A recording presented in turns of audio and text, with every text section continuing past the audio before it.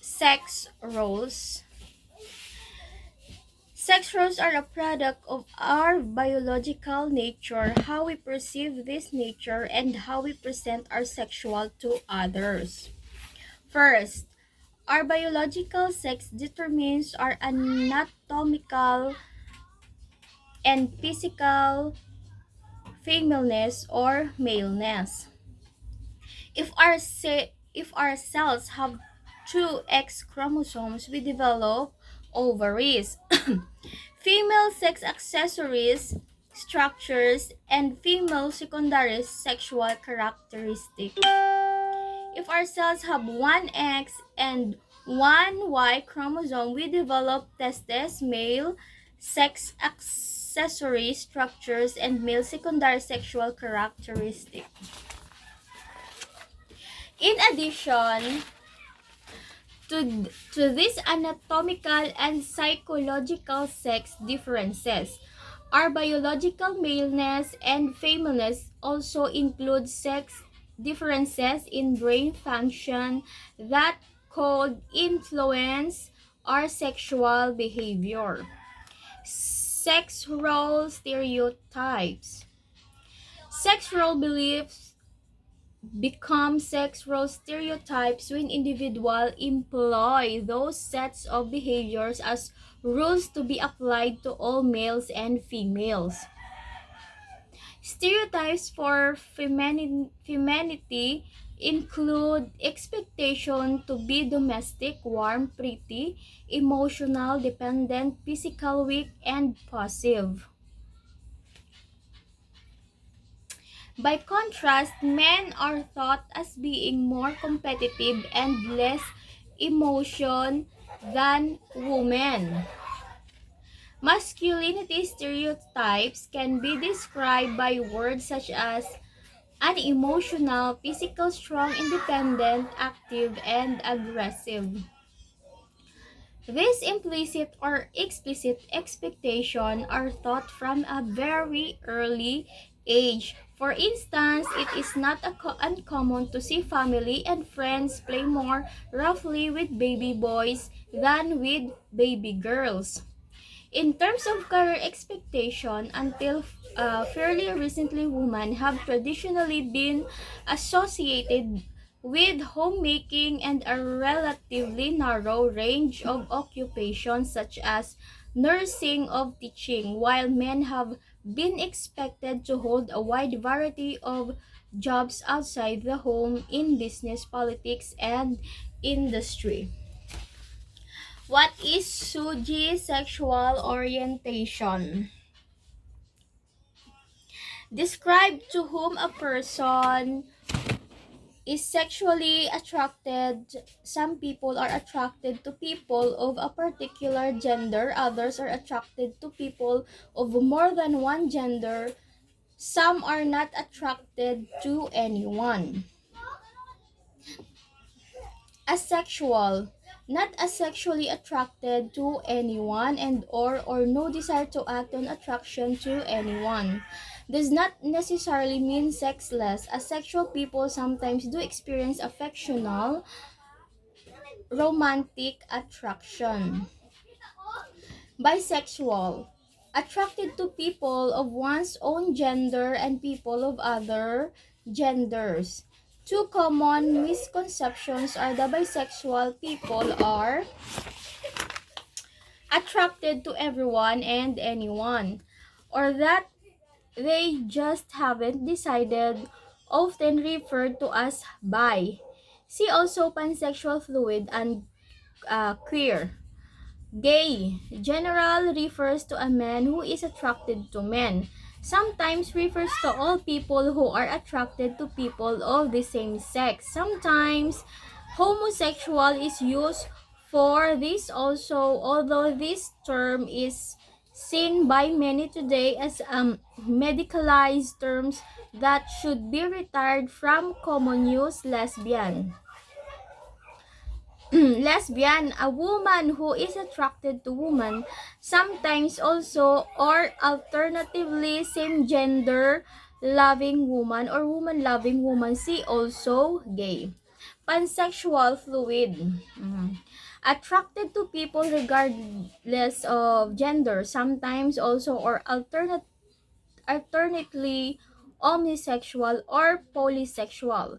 See all bisexual and queer. Questioning.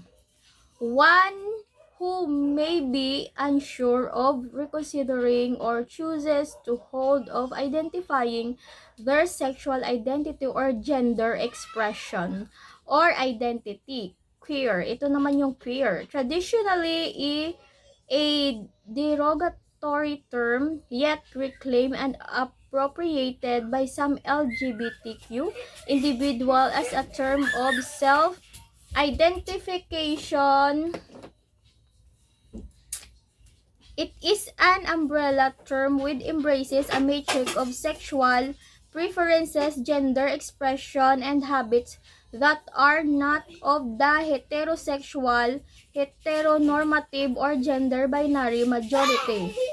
It is not a universally accepted term by all members of LGBT community, and it is often considered offensive when used by heterosexuals. Okay. Straight, attracted to people of the opposite sex. Also, sometimes generally used to refer to people whose sexualities are societally normative. Alternative referred to as heterosexual. Okay. We proceed to the next page. The ways in which a person identifies and or expresses their gender, including self-image, appearance, and embodiment or gender roles. One sex of male, female, intersex is usually assigned at birth based on one physical biology. One's gender, male, female, gender queer, etc. is one's internal sense of self and identity, one's gender expression, example, masculine, feminine, androgynous, etc., is how one embodies gender, attribute, presentations, role, and more. Androgyny. The mixing of masculine and feminine gender expression or the lack of gender identification. The terms androgen, agender, and nutrius are sometimes used by people who identify as genderless, non-gendered, beyond or between gender, or some combination thereof.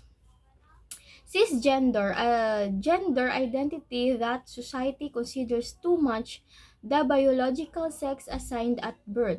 The prefix cis means on the side of or not across from, a term used to call attention to the privilege of people who are not transgender. Cross-dresser. Cross-dressing refers to occasionally wearing clothes of the opposite gender, and some who consider this an integral part of their identity may identify as a cross-dresser. The term cross-dresser is preferable to transvestite, and neither may ever be used to describe a transsexual person. Cross-dressing is not necessarily tied to erotic activity or sexual orientation. Gender queer, third gender, gender fluid. These terms are used by people who identify as being between and or other than male or female. They may feel they are neither, a little bit of both, or they may simply feel restricted by gender labels. Intersex, a general term used for a variety of genetic, hormonal, or anatomical condition in which a person is both with a reproductive or sexual anatomy that doesn't mean to fit the typical definition of female or male. Some intersex individual identity or transgender or gender variant, others do not. Hermaphrodite is an obsolete term that is not currently considered appropriate. Transgender, first coined to distinguish gender benders with no desire for surgery or hormones, from transsexuals, those who desire to legally and medically change their sex. More recently, transgender or trans has become an umbrella term popularly used to refer to all people who transgress dominant conception of gender, or at least all who identify themselves as doing so. The definition continues to evolve.